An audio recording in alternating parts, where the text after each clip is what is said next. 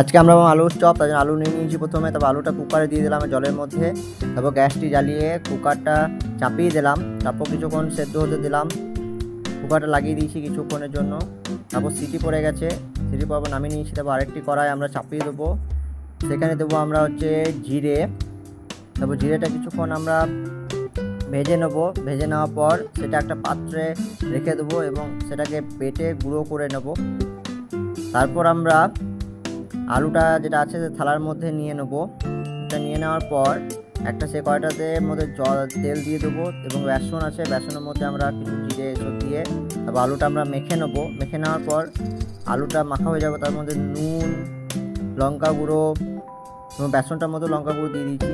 তারপর গোলমরিচ গুঁড়ো, তারপর বাদাম, তারপর বেসনের মধ্যে হলুদ দিয়ে দিয়েছি। এরপর আমরা আলুটাকে মেখে নেবো যেগুলো দিয়েছিলাম।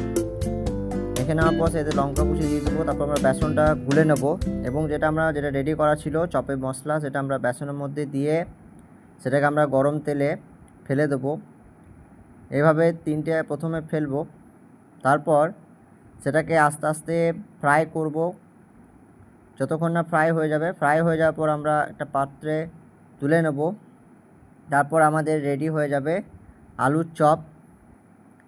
এই হচ্ছে গরম গরম আলুর চপ।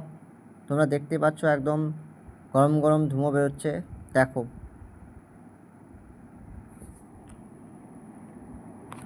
তারপর একটা পাত্রে মুড়ি বেটে নেবো। তারপর সেখানে চপ দেবো এবং শসা দেবো, আম।